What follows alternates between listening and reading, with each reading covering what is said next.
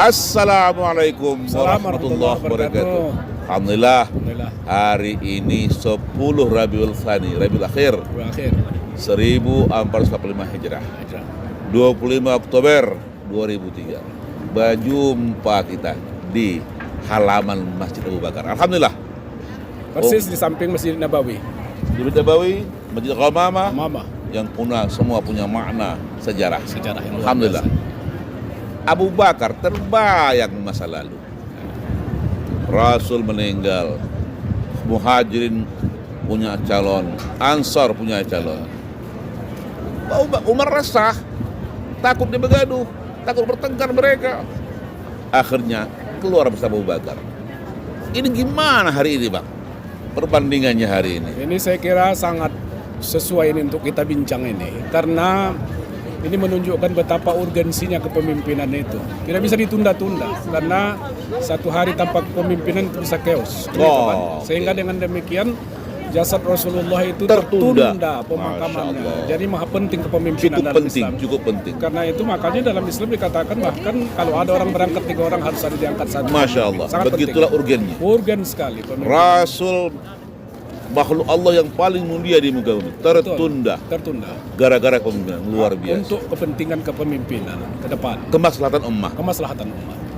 Abu Bakar naiklah dan tak mau dia. Ya. Akhirnya semua sepakat memilih Abu Bakar, aklamasi, tidak ada pemilu. Tidak voting. Tidak ada. Semua aklamasi Abu Bakar khalifah pasca Rasulullah. Dan Abu Bakar tidak mau. Ini gimana?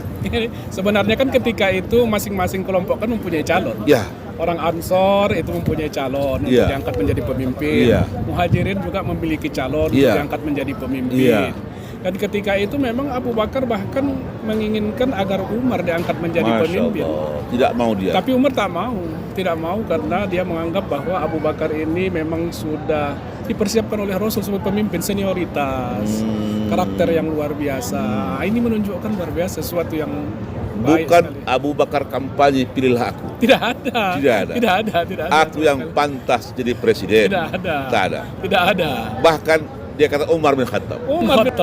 Dan Umar bin Khattab mengatakan dia tidak layak menjadi pemimpin kalau ada orang selevel Abu Bakar tahu diri. Jadi di sini memang ambisi itu tidak ada, tidak kelihatan untuk memimpin umat itu. Ini menjadi catatan penting saya kira, Padri, untuk kepemimpinan kita dimanapun. La tas'al anil imarah. Betul. Itu yang terjadi. Jangan diminta kepemimpinan itu. Gitu. Cuman ada catatan yang penting ini. Pertama bahwa pentingnya kepemimpinan. Kedua, tidak ada ambisi untuk menjadi pemimpin. Ketiga adalah visi yang jauh ke depan untuk membangun peradaban. Ini yang luar biasa di masa itu. Kebersamaan, ukhuwah, akhirnya membangun sebuah peradaban. Ketika peradaban itu dalam memilih pemimpin, semua berasa dia yang lebih pantas. Tidak kujegal. Tidak kutolak, tidak kucari-cari salahnya. Ku support sepenuhnya. Padahal ketika itu figur-figur itu kan banyak. Ada Abu Bakar, ada Umar, ada Utsman yang konglomerat, ada Ali pemuda yang siap mengorbankan dirinya untuk perjuangan Islam, untuk membangun peradaban. Tapi inilah yang membuat langgengnya sebuah peradaban itu, karena dimulai dengan ketulusan. Tanpa kepentingan pribadi, tanpa kepentingan kelompok. Hanya untuk membangun Islam dan peradaban. Abu Bakar orang kaya. 95% harta habis untuk perjuangan Islam. Selama ditunjuk dan tidak dia mau ambisi untuk mengumpul harta kembali. Tidak ada ambisi. Semua fi sabilillah. Jadi saya kira ini proses, ini kan tidak jauh dari Saqiifah Bani Sa'idah kan?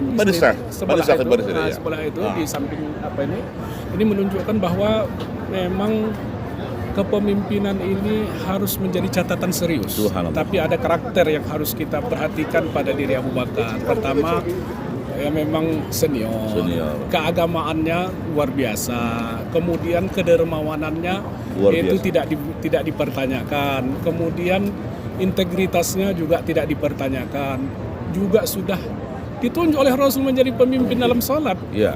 Mengganti Rasul dari imam. Jadi imam, sehingga dengan demikian ada referensi untuk mengangkat beliau menjadi seorang pemimpin. Dan dialah yang bersama Rasulullah hijrah ke Madinah. Dan dialah yang bahkan menyiapkan kendaraan. Makanan. Kendaraan juga. Dan itu harus kita pahami jadi begini juga. Ini kan Masjid Abu Bakar. Ternyata memang tim. Kepemimpinan itu tim, jamaah. Tim, ya? Jadi kan ada sahabat-sahabat, selevel anak Abu Bakar ikut serta, Asma binti Abu Bakar ikut serta. Mendukung sepenuhnya. Semuanya. Amir bin Uraikis ada penunjuk jalan, Abdullah bin Uraihah ada, yang mengembalakan untuk menghilangkan jejak. Ada Abdullah bin Abu Bakar yang berarti solid tim mendukung kepemimpinan. Solid tim untuk mendukung kepemimpinan, itulah yang membuat jadi. Dan tidak ambisi. Tidak ada ambisi. Kepentingan satu, lillahi ta'ala fi sabilillah. Itu yang tidak ada ambisi pribadi, kelompok dan golongan. Jadi ini kan Masjid Nabawi kan. Masjid Nabawi ini disinilah memang Nabi dulu ya memulai kepemimpinannya. Ini kan tak jauh ya. Tak jauh. Hanya beberapa meter saja. Dengan Abu Bakar, Umamah kan. Hanya beberapa meter saja. Hanya beberapa meter aja, mungkin nggak sampai 100 meter ya. Lebih kurang. Ada 100 meter. Nah itu lebih kurang. Memang satu sisi Abu Bakar unggul. Sisi manajemen Abu Bakar lemah.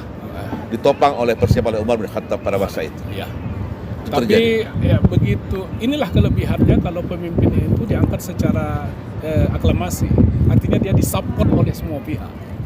Disupport oleh semua pihak, meskipun memang ketika pengangkatannya itu ada yang relatif kelemahan pasti ada. Kelemahan, dan mungkin ada juga yang mempertanyakan kenapa dia ada saja itu. Walaupun Ali belum membai'ah pada masa itu. Itu Ali berduka. Rasul meninggal, wafat pada masa itu. Ali tidak mau bai'ah. Karena Rasul belum dimakamkan. Itu kita baca dulu di kitab Atmamul Wafa itu, ketika dia itu udah bincangkan itu. Tapi itu kan menjadi sesuatu iktibar. Walaupun akhirnya Ali membai'ah Abu Bakar. Jadi kalau kita hubungkan dengan kepemimpinan sekarang, saya kira memang perlulah kita memperhatikan bahwa kepemimpinan ini maha penting. Kemudian jauhkanlah kepentingan kelompok sesaat. Visinya ke depan harus membangun peradaban. Sebentar. Iya, betul. Tidak bai'ahnya Ali bukan karena ambisi. Karena keadaan. Rasulullah belum dimakamkan. Itu saya kira. Jadi kemudian yang terakhir adalah bahwa sebuah peradaban, sebuah kejayaan umat itu hanya bisa dibangun dengan semua orang bergabung menjadi satu. Masya Allah, subhanallah. Ini adalah pelajaran yang dapat kita dari umroh kali ini. Alhamdulillah. Syekh Badri, kawan-kawan semua, mudah-mudahan bisa terus kita kembangkan nanti peradaban ini, kajian-kajian peradaban ini masa depan. Al-Madinatul Munawwarah menjadi hikmah luar biasa untuk masa depan Indonesia. Amin. Dalam kepemimpinan, regenerasi pemimpinan di Indonesia khususnya mudah-mudahan bisa menjadi kepemimpinan yang mengikuti jejak-jejak para nabi dan juga sahabat dan juga orang-orang yang terkemuka masa akan datang. Ali berbicara pada saat itu. Rakyatnya masa Ali berhak menjadi khalifah. Rakyat menuntut. Ya Ali, kenapa begini masamu?